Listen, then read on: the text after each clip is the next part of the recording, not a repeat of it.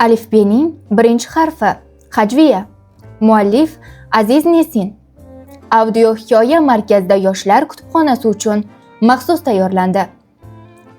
Miyam bir oz dam ola qolsin degan maqsadda poyezdga o'zim bilan gazeta ham, kitob ham olib chiqqandim.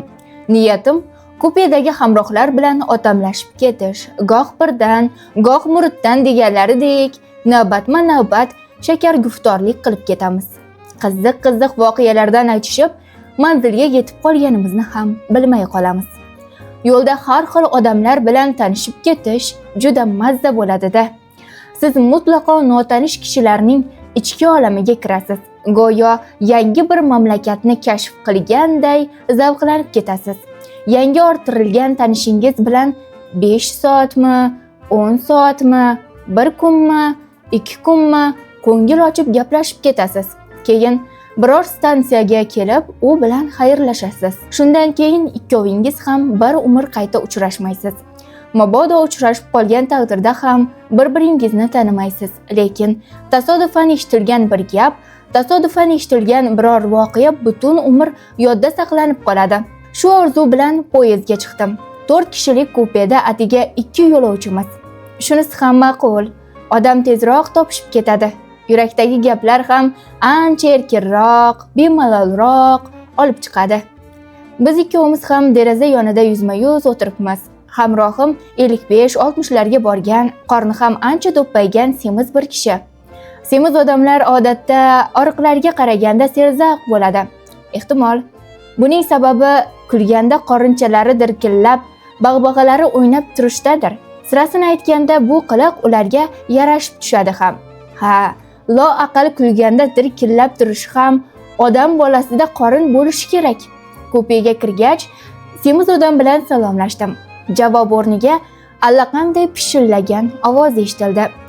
Joyimga o'tirib ham ulgurmagan edim, u ko'zoynagini burniga qo'ndirib gazeta o'qishga tushib ketdi.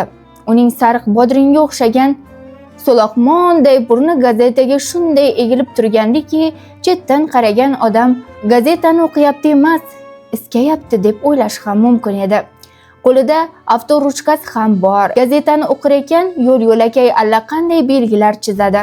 Aftidan muhim joylarini qoralab ketayotgan bo'lsa kerak. Yon tomonda bir quchoq gazeta qalashib yotibdi.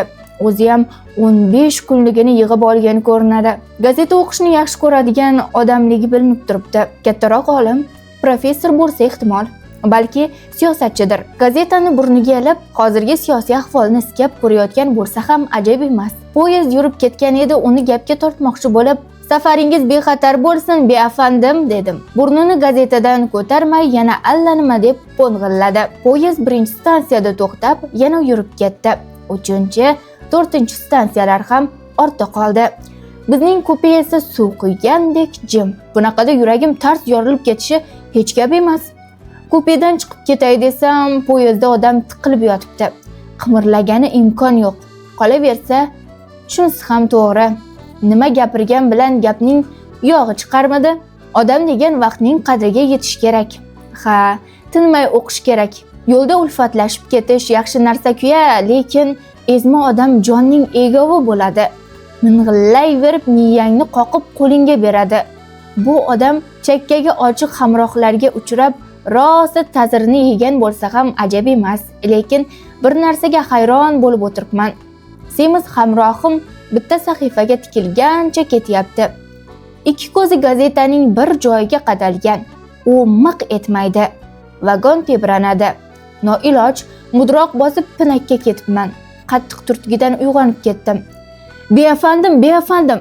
Bundoq qarasam, semiz odam yengimdan tortqilayotgan ekan. Bir falokat ro'y berdimi deb o'yladim. Keyin tushadigan stansiyamdan o'tib ketibman-da degan xayolga bordim. Sapchi o'rnimdan turdim. "Kechirasiz, sizdan bir narsa so'ramoqchi edim" deb qoldi hamrohim. Miyamga "Xayriyat, endi suhbatlashadigan bo'libmiz" degan fikr keldi. "Marhamat afandim, bemor nimadan qo'rqadi? Meni kalaka qilyaptimi?" degan xayolda betiga tikildim. Hazillashayotgan odamga sira o'xshamaydi. "Bemor nimadan qo'rqadi deysizmi?" Savolni qaytarib so'radim. "Shundoq.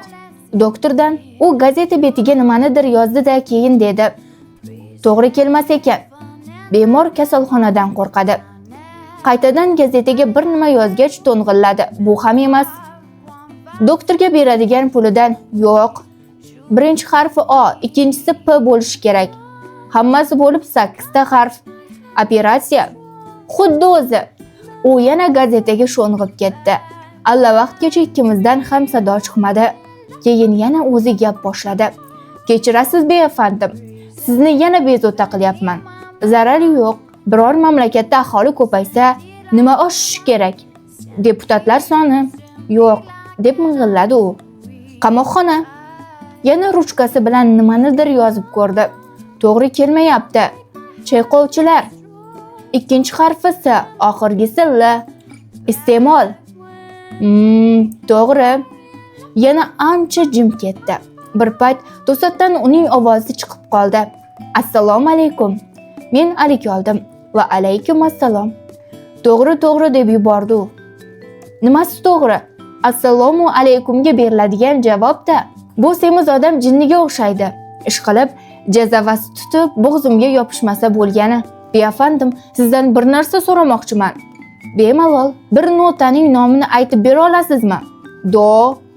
Yo'q, u emas. Re. To'g'ri kelmadi. Mi. Yo'q. Fa. Boshqacharoq. Birinchi harfi S. O'zi 2 harfdan iborat. Si. Otangizga rahmat. 2 soatdan beri topolmay garang edim. Sizni yetkazganiga shukr, musiqadan ancha boxabar ekansiz. Ha, ancha xabarim bor musiqadan. Sol, ya degan boshqa notalarni ham bilaman. Yana oraga uzoq jimlik cho'kdi.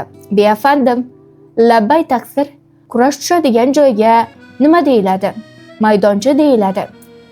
Salomat bo'ling, Bo'sqir degan so'zni yozib nega chiqmayapti deb o'tirgan edim.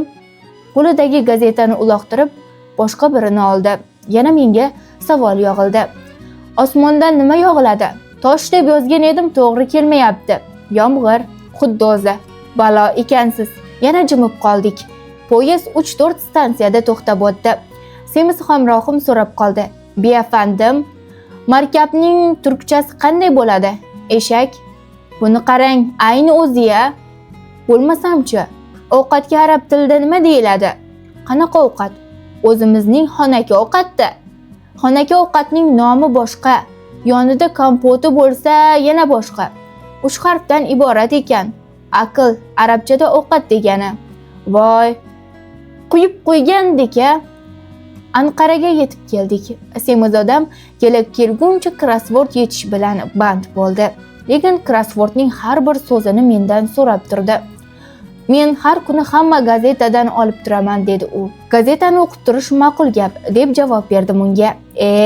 Qayoqda deysiz, dedi, e'tiroz bildirdi u. Bir satrini ham o'qimayman. Gazetalarda chiqqan jamiki krossvordlarni topmagunimcha ko'nglim joyiga tushmaydi. Juda g'alati ermakda bu. Haligacha mening tishim o'tmagan birorta krossvord bosilgani yo'q. Bir pasda qotirib tashlayman. Tepadan chamadonimni oldim. Men shu stansiyada tushadiganman. U o'tib ketadi. Xo'p, xayr. Semiz odam gazetadan boshini ko'tardi. Alifbening birinchi harfi nima edi? So'radi u, ko'zlarini baqraytirib. A deb javob berdim. U suyunib ketdi.